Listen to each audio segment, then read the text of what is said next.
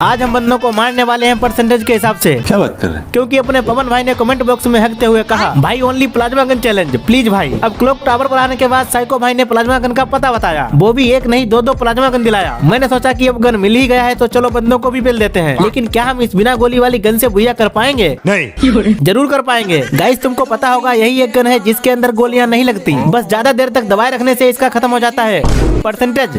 Gun लेकर मैं sharp board से निकल पड़ा क्लॉक टावर से पीक की ओर। रास्ते में एक बंदे ने पीछे से उंगली किया, उंगली करते ही मैं वापस लौटा। फिर उस बंदे ने मुझे ऐसा डैमेज दिया कि मेरी जिंदगी बस 2-3 ग्राम की बची। फादर मेडिकेट मारने के बाद मैंने उस बंदे से कहा कि बेटा अब अगर तुमने उंगली की है तो पूरा हाथ झेलने के लिए तैयार रहना। इधर आकर मैंने इसको पेल दिया। तुमने तो हाथ झेलने के लिए कहा था, गन को क्यों पेला? अरे चुप साले, सरे हम बेइज्जती कराने में लगा है।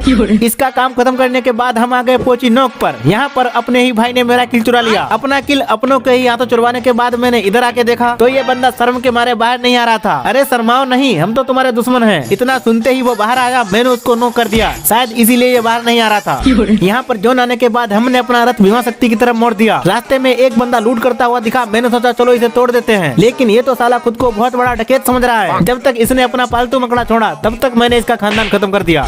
इसका खानदान खत्म करने के बाद हम आ गए भीमा शक्ति पर। यहाँ घर से निकलते ही ये क्या, ये तो पैदा होते ही सीधा जंग के मैदान में चला आया। अरे बेटा यहाँ से चलो, ये जंग कोई बच्चों का खेल नहीं है।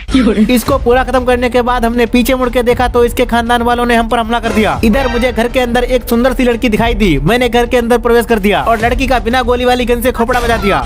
इसको खत्म करने के बाद बाहर आते ही इसकी टीम के तीसरे बंदे से मेरी आमने सामने की लड़ाई हो गई। लड़ाई में मैंने उसकी छाती को छलनी कर दिया। अब ये बंदा पक्का कंफ्यूजन में पड़ेगा कि खाना कहाँ से है और रखना कहाँ से है। इसके पूरा खत्म होते ही यहाँ पर बचे हैं मात्र 13 बंदे, जिनमें से 4 तो हमारे ही खानदान वाले हैं, मतलब बुया हो सकता है। लास्ट जोन में मेरा एक किल जैसे ही चोरी हुआ वैसे ही मैंने इधर घूमकर किसी एनिमी का 2 किल चुरा लिया। 2 किल चोरी करने के बाद जब उस एनिमी ने मुझे मारा तो मैंने उसके ऊपर बम फेंक दिया। इसे कहते हैं उल्टा चोर कोतवाल को पेले।